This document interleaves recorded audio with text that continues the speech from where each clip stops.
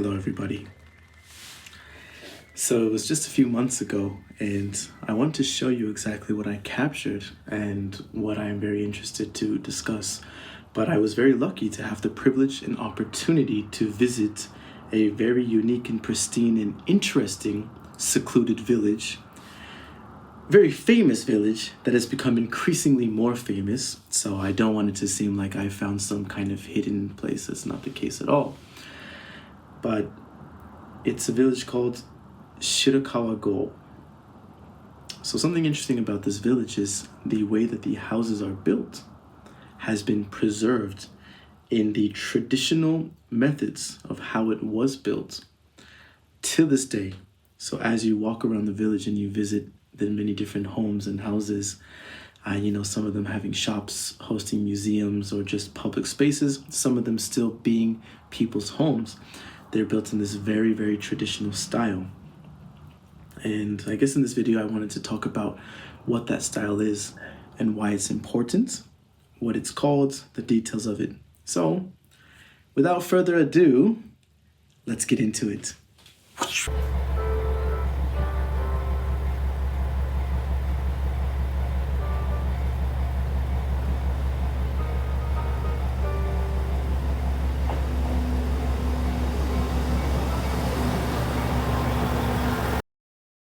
Just before being invited to this trip, I watched a very interesting video highlighting some of the key features and exciting things happening in Shirakawago.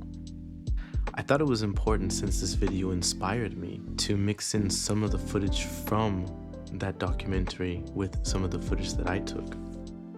Now, originally, upon receiving invitation, my main purpose and goal for this trip was to discover and understand more about the city, its history, its traditions, and particularly its distinct architecture. Anytime you've seen videos or photos of Shirakawago, the first thing that you'll notice is the unique attributes and architectural ingenuity of those said buildings. Why are they shaped in the way that they are? Why are those particular materials used? And why has it been able to be so well preserved throughout the different centuries since the inception of this building style and the inception of this village? What is this village's history? In this video, I thought it'd be very interesting to dive into the function and form of the architecture of what is known as the Gassho style houses.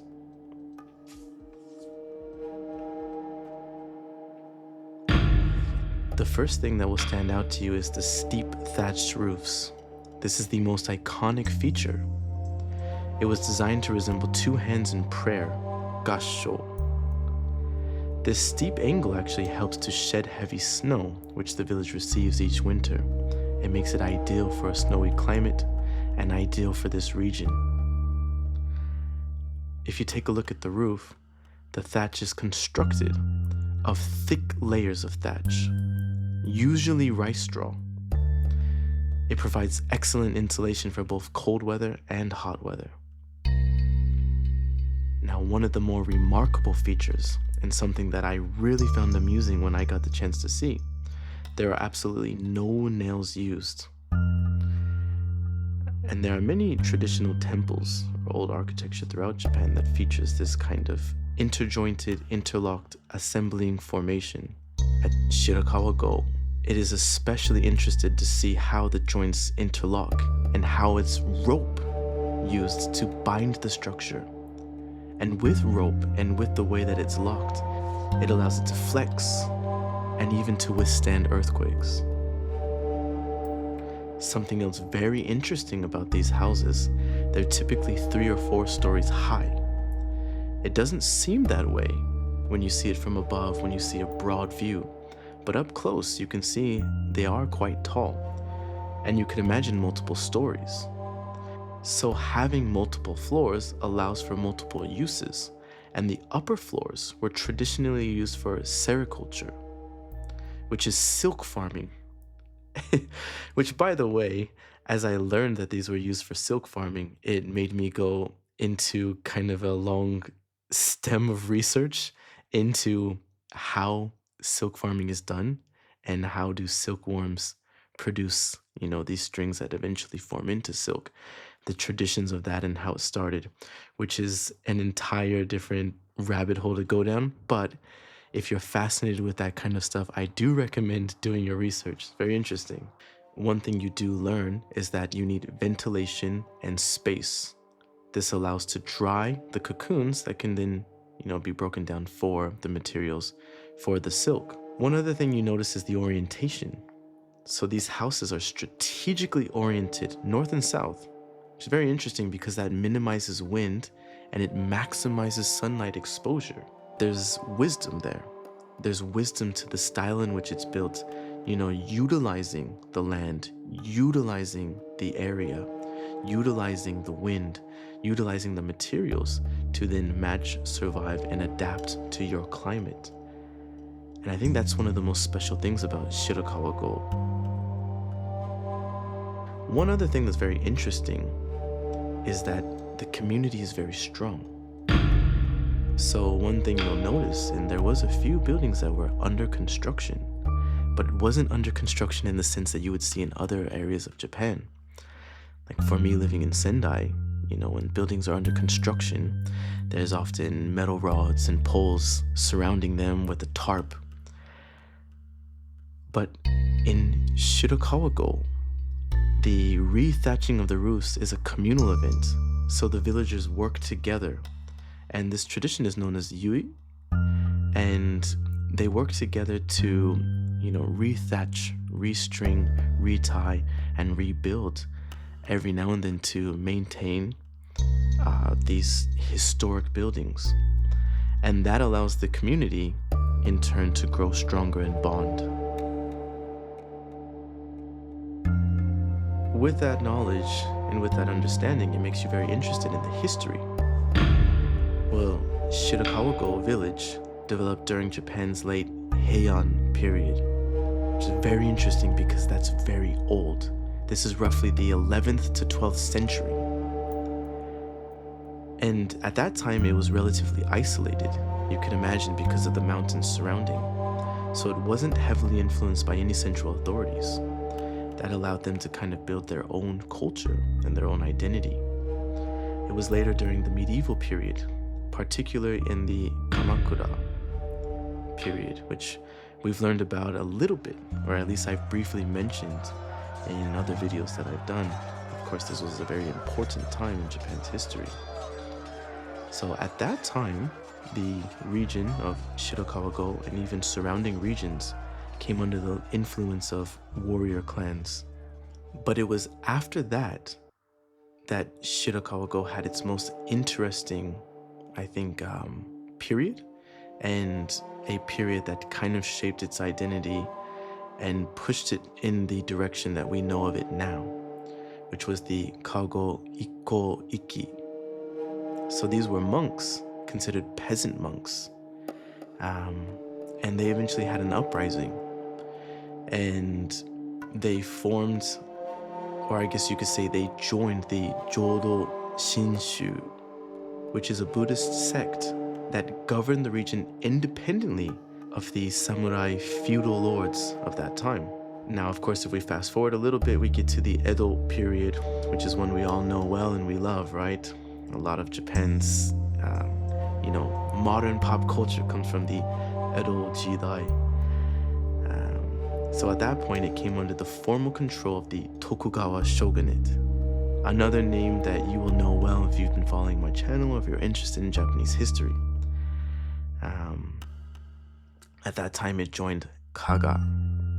Kaga domain, of course, was where Kanazawa, Toyama, their history, they also at one point were under Kaga.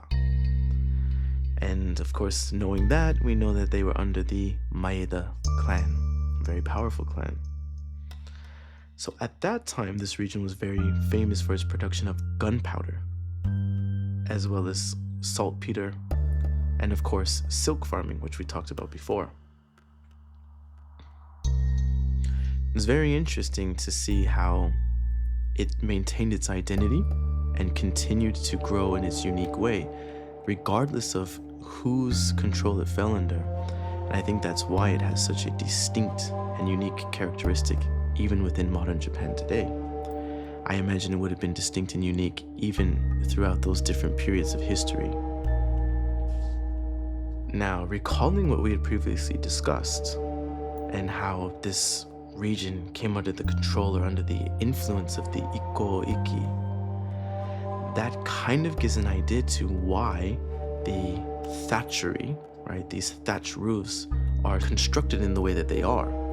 If you look at them, they're very tall. 2 praying hands. This 2 praying hands structure was influenced due to its Buddhist origin and ties.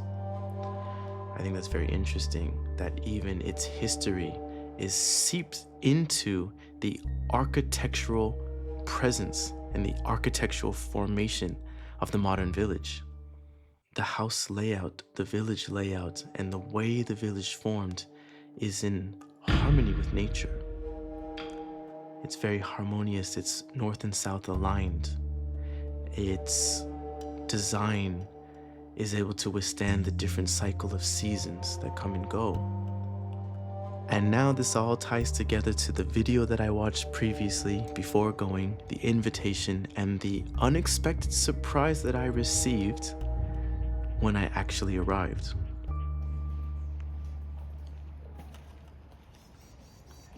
Okay, checking in again.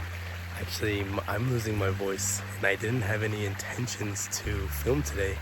My phone is dying, but I did a last minute trip as part of this Hokuriku tour to Shirakawago, which is a very interesting, actually, UNESCO World Heritage Site. It's a very hot day today and there's a lot of people here, a lot of tourists as well. And I caught something quite special and spectacular. Today they are hosting the festival, so a yearly festival they do here, and I want to show you guys. So the Doboroku Festival, which is actually, very interestingly enough, a kind of celebration of sake, Nihonshu, but there's more going on to that. So it's actually a Thanksgiving harvest. It's dedicated to the mountain gods, which are believed to protect the village. It centers around offerings and the consumption of doboroku, an unrefined, very ricey, milky type of sake. So it was very interesting to watch everything that happens. There's rituals, there's the Shinto shrine and the ceremonies that happen around it. There's music, there's dances, there's even a lion dance, which has a very interesting history in and of itself. And that I think is something for another video, you know, the influence of the lion dance and its origins. You may know the lion dance if you've ever seen, you know, the Lunar New Year or Chinese New Year. And it was most likely in the Han Dynasty that it started to spread, and most likely introduced to Japan during around the Nara Jidai, which is 710 to 794 CE. When you notice the details of the one that's performed at Shirakawago, it's very unique. It's unlike one I've ever seen, and is used to ward off evil spirits, to purify the village. Overall, it was an amazing trip. There's a lot of history. For such a small village, we really can dive into a lot. I think the views are stunning, and there's a reason why it's such a famous place. Yeah, this one is a little bit more of a proper historical dive and even a bit of a historical essay. So sorry for talking so much this video, but I enjoy it. I enjoy learning about history. I enjoy, you know, spreading history, spreading its lessons. So that's it for today's video. Until next time, thank you and enjoy. 짠해.